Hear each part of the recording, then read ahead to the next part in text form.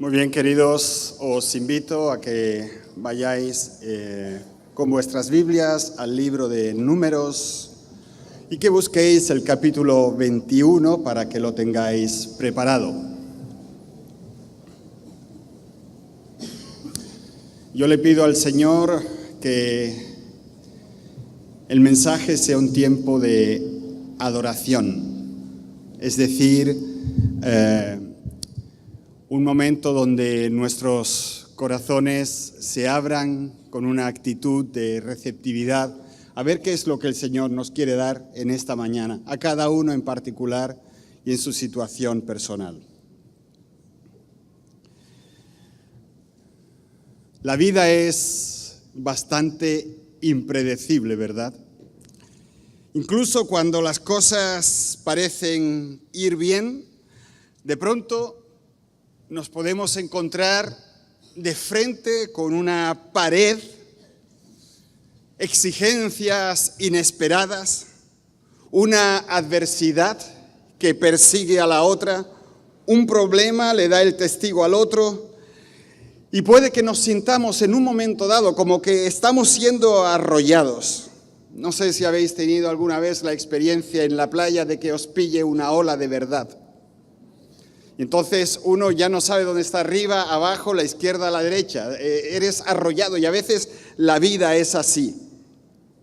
A medida que este gran siervo de Dios, que Moisés, se está acercando al final de su carrera, parece que, como decimos en castellano, le crecen los enanos. No sé si todo el mundo está familiarizado con esto de que le crecen los enanos. Esto viene de uno que monta un circo y tiene enanos, pero los enanos crecen y entonces se le acaba el show, ya no tiene nada que hacer, todos son problemas, ¿verdad? Entonces a él le crecen los enanos, las dificultades van en aumento, lo inesperado le va ganando terreno, ya no hay rutina.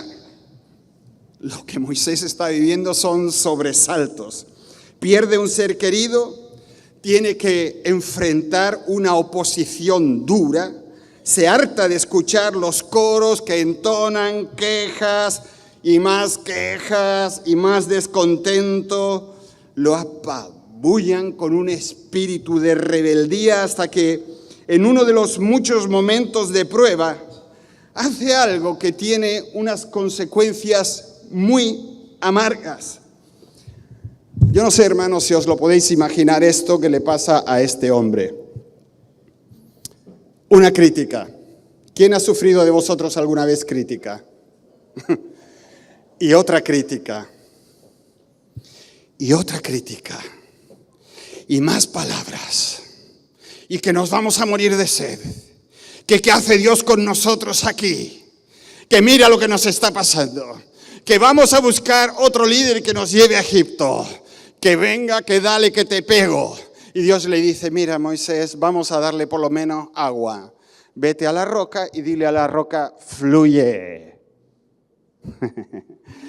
Y allí llega Moisés, con todo eso por dentro. Ya vosotros sabéis que Moisés de manso, nada, La Biblia no dice eso, es una traducción fatal.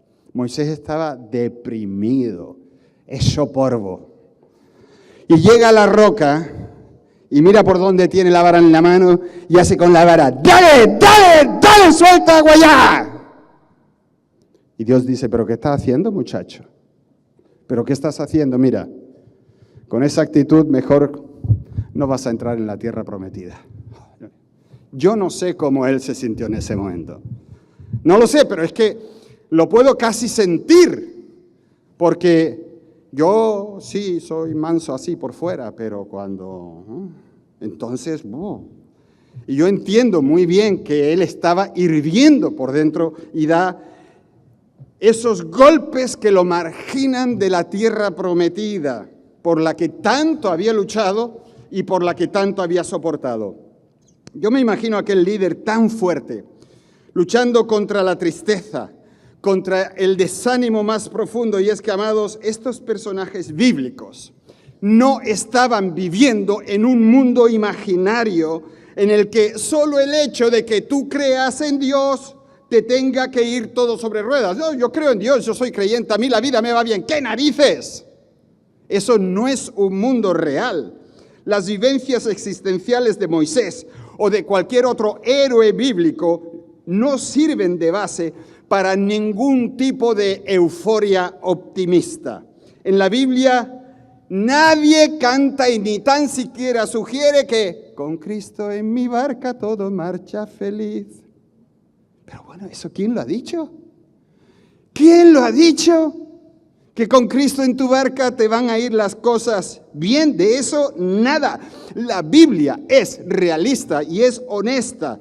De facto, lo que más guía, lo que más influencia o conduce a los hombres son las malas experiencias.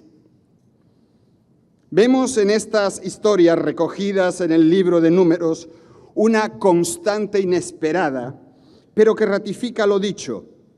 Lo que atrae a aquel pueblo rebelde hacia Dios no es prácticamente nunca de lo que hemos cantado en esta mañana aquí.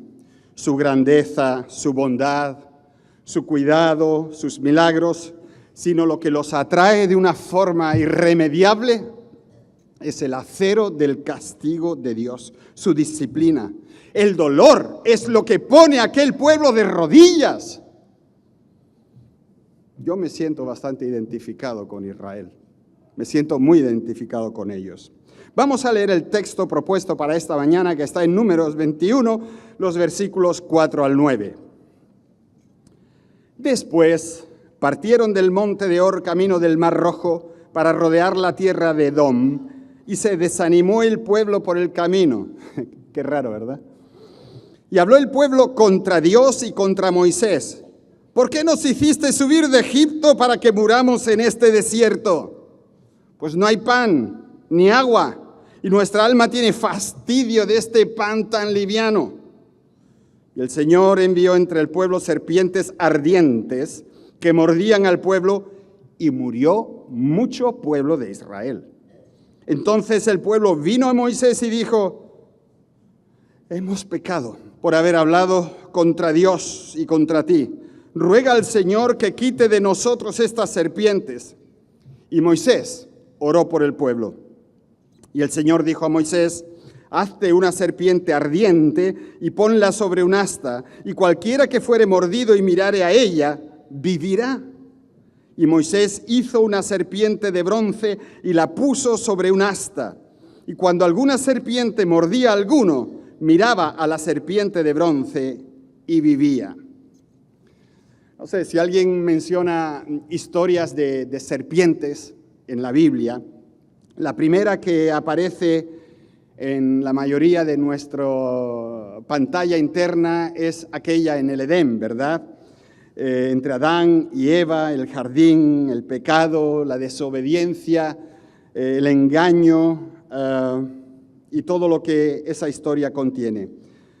Aquellos que quizás recuerden esta corta historia de Números acerca de las serpientes venenosas y la serpiente de bronce en un poste, por lo general lo sacan de la mente rápidamente porque les parece una historia muy extraña. Y esta es una historia problemática para mucha gente, una de esas historias del Antiguo Testamento que en algunas personas genera la idea de que Dios realmente es extraño, ¿verdad?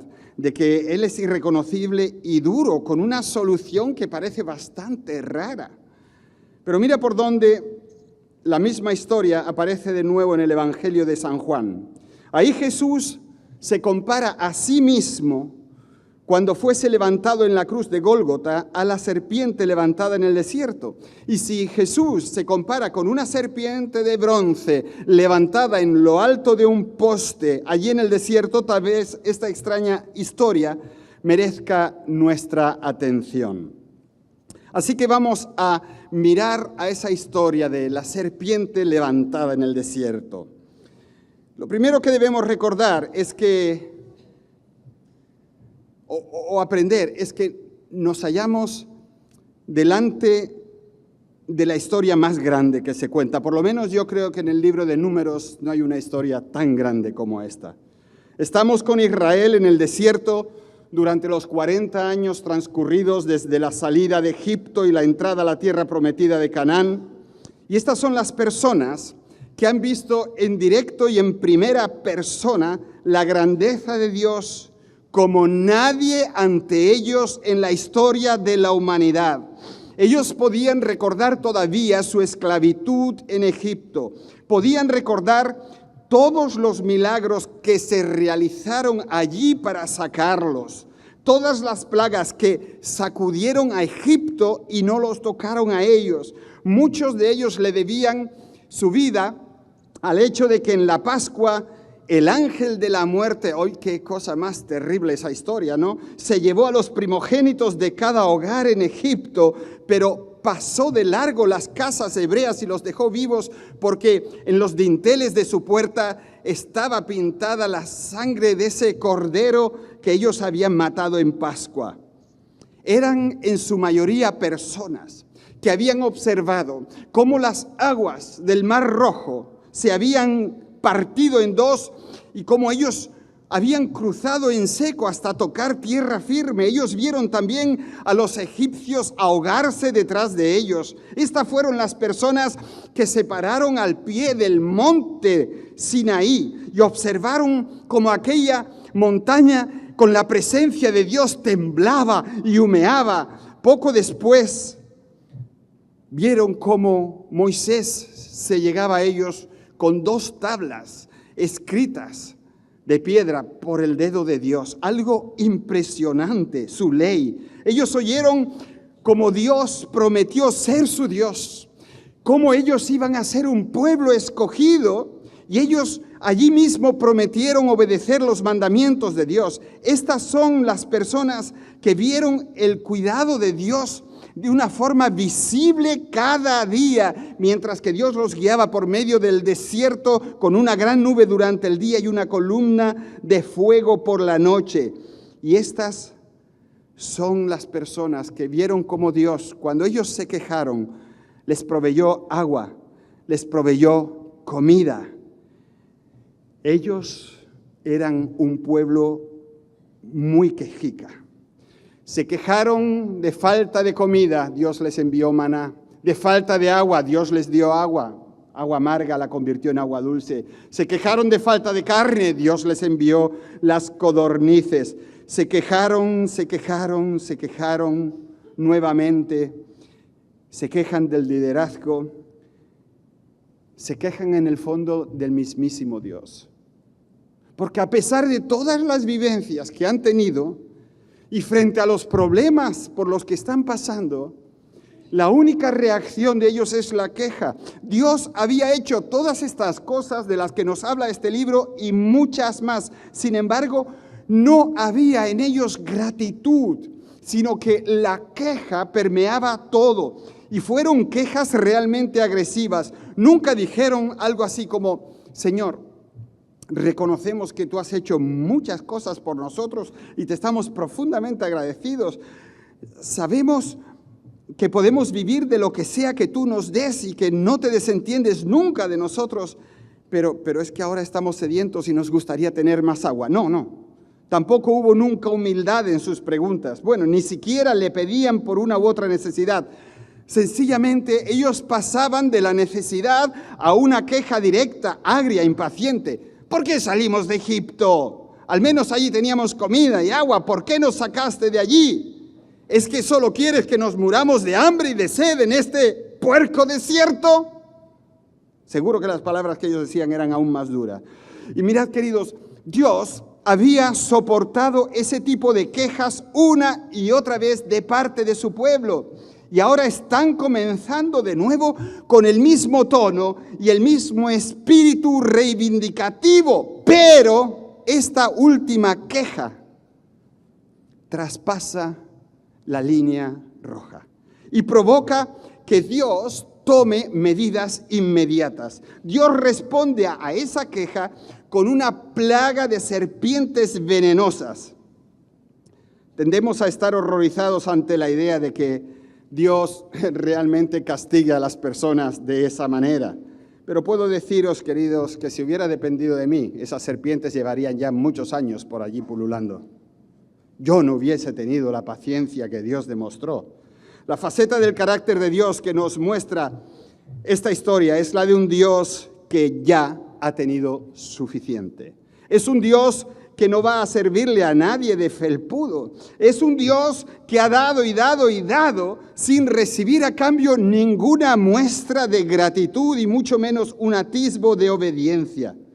Adoración, entrega, ¿eso qué es?, se preguntaría aquel pueblo. De ahí que esta última queja sea la gota que colma el vaso. Sencillamente se pasaron. Y yo no sé si tú puedes verte reflejado en esta historia. Dios cuida, Dios da, Dios sostiene, Dios salva, Dios perdona, Dios renueva, Dios está siempre ahí, Dios cuida, Dios te rodea, Dios te bendice, tiene misericordia de tu vida y cuando algo se tuerce, ya estamos otra vez. Queja. Pero hay momentos que no se pueden pasar. ¿Qué podemos aprender de esto? La gente pone a prueba la paciencia de Dios, lo hacen más de la cuenta, se pasan de largo y obtienen serpientes venenosas que cuando los muerden parece fuego. Como resultado, lo primero que deberíamos aprender es que pensar en Dios como si se tratara de una especie de peluche que nosotros llamamos, ponemos y quitamos a voluntad, es una posición peligrosa que asumir. Dios sí se enoja. A Dios no lo podemos empujar y mucho menos podemos dar por hecho que Él vaya a reaccionar así o así si nos pasamos. Queridos, es más que necesario darnos cuenta y recordar de vez en cuando en quién creemos y con quién nos enfrentamos cuando nosotros pecamos y echamos la gloria de Dios a un lado. Las serpientes venenosas tuvieron exactamente ese efecto en la gente, es decir, aquel veneno los despierta y se dan cuenta de que aquello era un castigo a toda regla, por lo tanto vemos en ellos arrepentimiento. No todo lo malo que te esté sucediendo es el castigo de Dios, pero esta vez seguramente que lo fue y ellos se dieron cuenta, lo sabían y también sabían que se lo merecían. A ninguno de ellos se le ocurre decir, Dios es terrible, fíjate lo que nos está haciendo a pobre gente inocente. Nadie, y eso que tenían un espíritu tan reivindicativo, se le ocurre decir que Dios está haciendo una maldad. Cuando las serpientes aparecen y la gente comienza a morir, lo que la gente dice es más o menos en castellano, ahora sí que hemos metido la pata. Nos hemos pasado.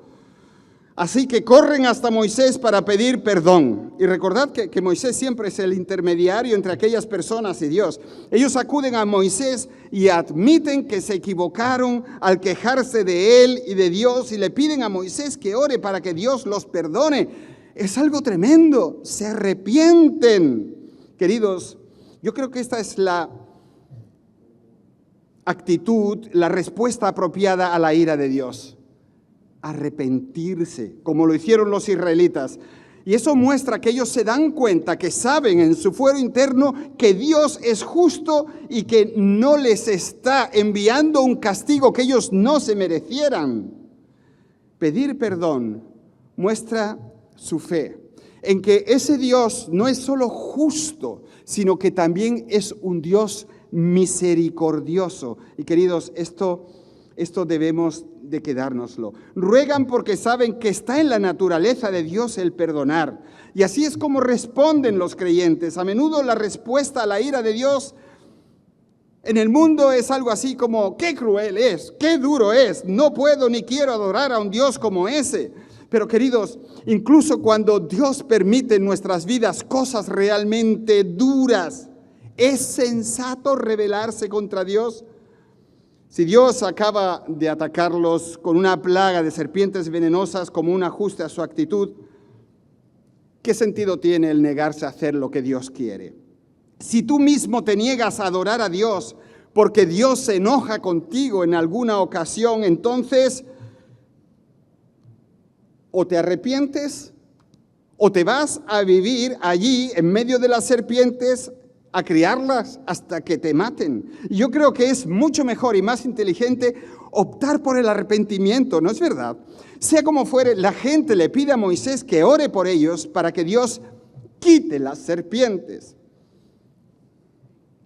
Moisés, el agente de transmisión entre la voluntad del pueblo y Dios, pues él va y le dice a Dios lo que ellos le están pidiendo, y la respuesta de Dios es perfecta. Queridos, no sé si os habéis dado cuenta, pero Dios no quita las serpientes. Dios no quita las serpientes, pero provee un camino, un remedio para que las personas que son mordidas por las serpientes sean sanadas. Es decir, Moisés recibe estas instrucciones de construir una serpiente de bronce y ponerla en un poste levantado en medio del campamento, visible de todos los puntos del mismo. Y a partir de ese momento, el que fuese mordido tenía que mirar a esa serpiente de bronce y así sería curado y viviría. Y eso parece a primera vista una solución extraña, pero yo creo que muestra mucha sabiduría de Dios. Piensa por un momento en la solución que la gente estaba proponiendo. La gente proponía quita las serpientes, ¿verdad? Teniendo en cuenta lo que nosotros hemos visto de Israel en su historia hasta ahora, ¿crees tú que hay una posibilidad real de que si Dios quita las serpientes, la situación se mejore? Cuando ellos habían tenido problemas y Dios había quitado el problema, a la vuelta de la esquina, todo había vuelto a lo mismo. El incidente del becerro de oro, Dios manda una plaga, pero luego que la plaga pasó, todo volvió al cauce. Cuando Coré incitó a la gente a desafiar la autoridad de Moisés y de Aarón y apoyar un golpe de Estado, 14.700 personas murieron. Pero cuando aquello paró, nada de eso pareció cambiar ni alterar su comportamiento. Entonces, si Dios hiciera simplemente desaparecer las serpientes como medida de protección para todos ellos, sería como si no hubiera sucedido y la gente volvería a sus viejas costumbres. Y mirad, esto es un principio pedagógico de Dios que lo vemos en otras ocasiones en la vida de su pueblo. Por ejemplo, en el libro de los Jueces, en el capítulo 3, los versículos 1 y 4, leemos estos. Es muy interesante. Dice, las siguientes naciones son las que el Señor dejó a salvo para poner a prueba a todos los israelitas.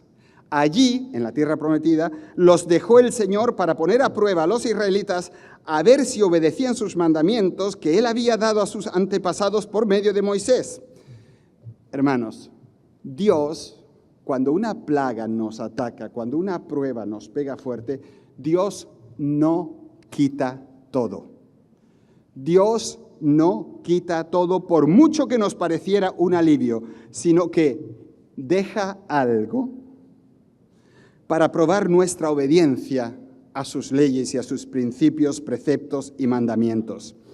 Los israelitas necesitaban ese apoyo pedagógico y creo que nosotros no somos mejores, por lo que debemos de agradecer al Señor esos habitantes que Él permite, que Él deja ahí y no quita por amor a nosotros para que nos ejercitemos en la obediencia. Clama a mí y yo. Claro que te responde, pero eso no quiere decir que Él vaya a hacer lo que tú le estás pidiendo, sino que a veces no lo hace y deja la situación así para que a pesar de ello tú obedezcas a sus mandamientos y a sus preceptos. Por eso vamos a considerar ahora la solución de Dios. Como hemos leído, las serpientes se quedan. Yo no sé si vosotros habéis tenido esta experiencia. Estas eran serpientes de fuego. Yo tuve esta experiencia en los Estados Unidos, que me topé con unas vecinas que tenía por allí, que eran hormigas de fuego. Las hormigas de fuego son como las nuestras, solo que la cabecita o la colita, no sé, es roja. pero así chiquitillas, chiquitillas que casi no las ves. No las ves, pero las sientes. Porque ese bichito tan mínimo, cuando te pica o te muerde, te está rascando 3 semanas y media y te queda la marca meses. Y es, vamos, que casi no se ve de chiquitillo. Imaginaos eso en una serpiente que te muerda con ese veneno. ¿Qué pasa? Te vas al otro barrio, te vas al otro barrio. Y ahora, el Señor no hace que las serpientes se vayan, repitamos esto. El Señor no les quita el apetito de morder, el Señor no las extermina, sino que las serpientes se quedan allí y siguen siendo venenosas y lo peor, siguen mordiendo mortalmente. Sin embargo, Dios provee una manera, un remedio para que la gente pueda sobrevivir a ese mordisco letal de aquellos bichos, lo cual, por cierto, es muy misericordioso. Puede que tú no estés de acuerdo con esto, pero creo que Dios tiene todo el derecho de enviar serpientes venenosas o una plaga o cualquier otra cosa que Él considere necesaria, porque ¿sabéis por qué Él tiene el derecho de hacerlo? No solo porque somos pecadores, sino porque Dios es Dios y nosotros no somos nadie. ¿Quiénes somos nosotros? Para decirle, Dios, no lo haga así que me está haciendo dolor. No. Dios es Dios. Nos olvidamos de eso a veces. Yo lo que encuentro sorprendente en esta historia, queridos, no es la dureza de Dios, ni mucho menos, sino la misericordia de Dios. ¿Por qué hemos sobrevivido como raza humana tanto tiempo después de todas las atrocidades que hemos cometido y que seguimos cometiendo? El uno contra el otro, con guerras, genocidios, etnocidios. Nos hemos hecho culpables frente a la naturaleza, frente a Dios. Y eso es algo que está mucho más allá de mi comprensión. A pesar de todo ese desastre, seguimos aquí. Dios ha tenido ocasión y más de un motivo para aplastarnos una y otra vez, pero es misericordioso. Lo vemos con la historia de Noé también. Dios tenía todo el derecho de enviar como castigo las serpientes a los israelitas, pero no hay nada en ninguna parte que diga que Dios tiene que proporcionarles una manera para sobrevivir. La serpiente de bronce es una muestra, un símbolo de misericordia, un regalo, una salida. Para que alguien que fuese mordido viviera, tenía que estar dispuesto a alinearse con su problema, a enfrentarlo. Tenían que sentir el dolor de la mordedura y entonces mirar a esa serpiente de bronce y recordar todo al respecto. Y cuando ellos miraban la serpiente de bronce, recordaban que eso que estaba sufriendo en ese momento era un castigo justo. Y cuando recuerden que las serpientes fueron un castigo, entonces iban a recordar que ellos habían pecado. Si están dispuestos a poner su vista en la serpiente, iban a ser sanados. Hasta aquí esta historia. Ahora, con todo eso como trasfondo, da un salto conmigo al Evangelio de Juan 3, 14 y 15. Ahí Jesús mismo dice, y como Moisés levantó la serpiente en el desierto, así es necesario que el Hijo del Hombre sea levantado para que todo el que cree en él tenga vida eterna. Es interesante cómo esta extraña historia de serpientes del libro de Números está ligada a la obra salvadora de Jesucristo. Juan cita a Jesús cuando el mismísimo Señor compara aquella serpiente levantada en un poste a sí mismo clavado en la cruz. Queridos, para entrar en el reino de Dios debemos de ser capaces de enfrentarnos a la crucifixión. Tenemos que poder mirar directamente a Cristo en la cruz. Este es el mismo mensaje que la serpiente de bronce. Para que seamos sanados, debemos estar dispuestos a recordar nuestro pecado y también la misericordia de Dios. La cruz, como la serpiente de bronce, es un símbolo de ambas cosas. Israel miraba a la serpiente y recordaba lo que había hecho para provocar a Dios, la muerte que ellos se merecían como resultado y la forma en que Dios los había hecho vivir, el remedio que Dios les había dado. Y la cruz hace exactamente lo mismo por nosotros, no la cruz vacía. Eso es un símbolo diferente. La cruz vacía simboliza la resurrección de Jesús y por lo tanto nuestra propia resurrección. Pero yo quiero que en esta mañana pensemos en el crucifijo. Eso es la cruz con Jesús muriendo en ella. Lo que leemos en el Evangelio de Juan, eso es lo que nosotros debemos de mirar. Eso es lo que nos recordará nuestro pecado. Eso es lo que nos va a ayudar a rememorar que como resultado de nuestro mal hacer, la muerte vino a nosotros. La muerte se arrastra por todas partes. Tenemos que ver que el pecado muerde, que duele, que mata. El crucifijo nos recuerda quién y cómo se nos va a permitir evitar esa muerte. La cruz nos muestra el remedio de Dios para las consecuencias mortales de nuestro pecado. Hay algunas tradiciones que se enfocarán en los sentimientos de culpa producidos por la cruz, y eso no es del todo malo. Nunca podremos arrepentirnos si no nos damos cuenta de nuestra propia culpa. Pero la cruz, al igual que la serpiente de bronce, no solo nos recuerda nuestra culpa, sino que también nos recuerda el perdón y la misericordia de Dios.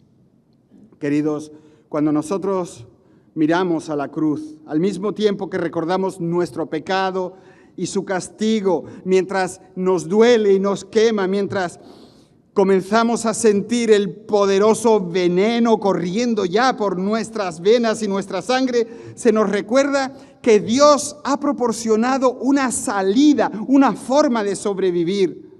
Así como la serpiente de bronce proporcionó curación física y vida, la cruz nos proporciona curación espiritual y vida eterna.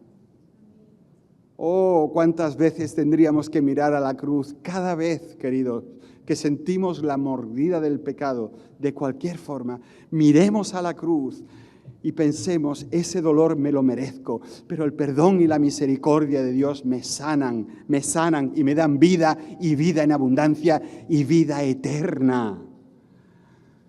En ambos casos, se nos exige que lo miremos. Antes de que podamos tener curación o vida, debemos de reconocer el alcance de nuestro pecado, la justicia del castigo de Dios y la amplitud increíble de la misericordia de Dios. Todo eso estaba allí en la serpiente de bronce y todo eso lo vemos también en la cruz. Si estamos dispuestos a verlo, si estamos dispuestos a fijar nuestros ojos en la cruz, a pasar un tiempo recapacitándolo para que nos hable de la forma en que lo haga, estaremos preparados para escuchar el próximo versículo del Evangelio de San Juan, el que muchos de nosotros aprendimos cuando éramos niños, y yo que os pido que lo digáis conmigo, ¿vale? Porque de tal manera amó Dios al mundo que dio a su Hijo unigénito, para que todo aquel que en Él crea no se pierda, mas tenga vida eterna. Queridos, de eso va la serpiente levantada y la cruz de Cristo. Va de culpa, va de pecado, va de juicio, pero también ante todo de vida y de misericordia y de perdón y de amor. ¡Aleluya! Y eso queda más que claro en el siguiente versículo de San Juan cuando leemos, porque Dios no envió al Hijo al mundo para juzgar al mundo, sino para que el mundo sea salvo por medio de Él. ¿Quién dice aleluya conmigo? Aleluya, gloria a Dios por eso. Dios podría haber dejado que las serpientes venenosas se salieran con la suya. Él podía haber condenado al mundo, Dios pudo haber dejado que la muerte reinara, pero eso no es lo que hizo nuestro Dios. Dios hizo que Moisés pusiera una serpiente en un poste para que aquellos que estaban dispuestos a admitir y recordar su pecado pudieran encontrar curación, sanidad y libertad. Dios fue voluntariamente a la cruz en la persona de Jesucristo para que aquellos que estaban dispuestos a aceptar su muerte pudieran también ser bienvenidos a una nueva vida. Queridos, es un mensaje incómodo cuando se nos dice que necesitamos el perdón de Dios. ¿Por qué? Porque el perdón de Dios siempre viene en respuesta a nuestro pecado, a nuestra fragilidad, a nuestras caídas, a nuestras miserias. Y ese pecado nuestro, quieras verlo o no, tiene consecuencias reales. El pecado es algo que seca la vida. El pecado es algo que saca la vida. Pero el perdón da vida. Hemos de reconocer la sencillez del mensaje de Dios por medio de la serpiente y más tarde por medio de la cruz de Cristo. El pecado me está matando, pero si miro a la cruz, Dios me da nueva vida. Mirad, amados, no tenemos ninguna posibilidad de entender nada de esto si primero no estamos dispuestos a admitir que hay momentos en que realmente hemos hecho cosas que no son agradables a Dios. Nosotros somos pecadores. Di conmigo, yo soy pecador. Dilo conmigo, yo soy pecador. Mira, los terapeutas dicen que la capacidad de una persona para beneficiarse de la terapia y superar sus problemas empieza casi siempre con la capacidad de admitir su propia parte en el problema, ¿verdad? Siempre tenemos una parte propia. Asumir la responsabilidad de las cosas que han hecho y que les han hecho daño a sí mismos o a otros es el primer paso. La persona que se queda culpando a los demás o espera que los otros hagan todo el trabajo no se va a sanar nunca. Tenemos que mirar a la serpiente en el poste, eso es a Jesús en la cruz, y darnos cuenta de que Él está ahí arriba por lo que nosotros hemos hecho y seguimos haciendo. Entonces, el veneno, solo cuando lo miramos a Él, puede salir de nuestro sistema. Entonces nuestra curación puede comenzar. Entonces podemos ver la amplitud de la misericordia de Dios y entender ese mensaje extraordinario de la tumba vacía, de la vida increíble que espera a aquellos que confían en la cruz y confían en lo que Jesús hizo allí para salvarlos por siempre. Por siempre. Yo te aconsejo de corazón que mientras hables con Dios la próxima vez que lo estés haciendo, pases un tiempo observando en tu interior lo que ocurrió en la cruz. Allí está la clave para todo lo bueno que Dios tiene preparado para tu vida. No sabemos cuántas veces aquellas personas fueron mordidos. No sabemos cuántas veces fueron sanados. Yo no sé en la medida que tú has dejado al pecado reinar en tu vida, pero cada vez que eso ocurra, mira a la cruz para que puedas ser sanado. Mira a la cruz y vas a ser perdonado. Piensa en eso. Déjame que acabe con una historia que a mí me parece fuerte y yo no sé si alguna vez la he citado, pero da igual. Está basada en un hecho histórico. En la película Salvar al soldado Ryan, el comando enviado a salvarlo se adentra en territorio enemigo para encontrarlo. Participan en una lucha tras otra, algunos mueren por el camino y finalmente llegan a donde el soldado Ryan está atrincherado. Y le dicen, ven con nosotros, hemos venido a salvarte. Y él dice, no me voy con vosotros, no me voy. Debo quedarme porque se avecina una gran batalla y si dejo a mis hombres, morirán. Entonces el comando le dice, nos quedaremos aquí, vamos a luchar a tu lado. Todos se quedan, todos luchan, una batalla sangrienta y difícil, casi todos mueren, menos el soldado Ryan. Al final, uno de los personajes principales, que es Tom Hanks, está sentado en el suelo, lo han herido, se encuentra moribundo, pero obtuvieron la victoria. El soldado Ryan se inclina ante el herido y Tom Hanks le susurra algo al oído. El hombre que escribe este artículo dice que todo el cine está llorando porque Tom Hanks yace herido, va a morir. Sin embargo, el que cuenta esta historia, el que la escribió, cuando escucha lo que allí se dicen, se echó también a llorar, pero de rabia, por lo que dijo, porque lo que Tom Hanks le dice al soldado Ryan fue supuestamente horrible. En la película, Tom Hanks le había dicho, merécetelo, merécetelo.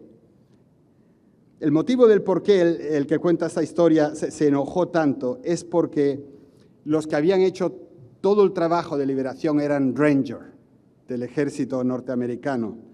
Y un Ranger jamás diría, merécetelo. Porque el lema de los Rangers durante los últimos 200 años no ha sido merécetelo, sino sua esponte. Y eso significa en castellano, fue decisión mía. Fue decisión mía. Es decir, me ofrecí como voluntario. Por consiguiente, si Tom Hanks hubiera sido un verdadero Ranger, habría dicho cuando el soldado Ryan se inclinó, fue decisión mía. No debes nada, no tienes que pagar nada por esto. Di mi vida por ti. Ese es mi trabajo. Por eso, cuando uno mira a la cruz y ve a Jesús ahí colgado, lo que tú nunca vas a oír de sus labios es merécetelo. Nunca, nunca. No te dice, lo he dado por ti todo, ahora sacrifícate por mí. No. Lo que Jesús dice, y esto a mí me pone la piel de gallina, te dice, suas ponte, es decir, me ofrecí como voluntario, no tienes que pagar absolutamente nada.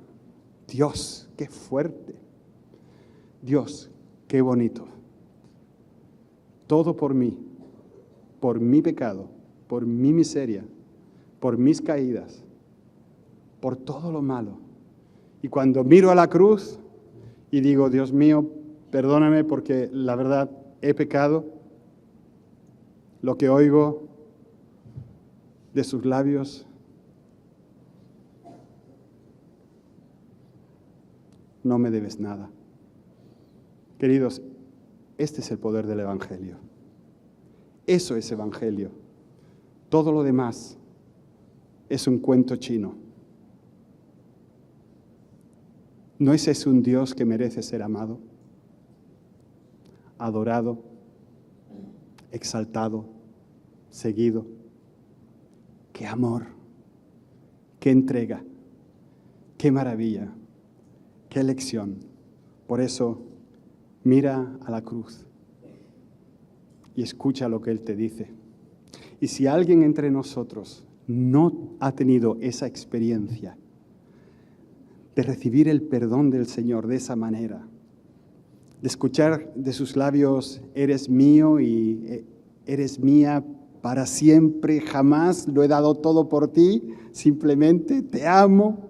Si no tienes esa experiencia, yo te invito a que hables conmigo o con cualquier persona de tu confianza y le digas, yo quiero más, yo quiero conocer al Señor, a ese Señor que da el remedio que yo tanto necesito.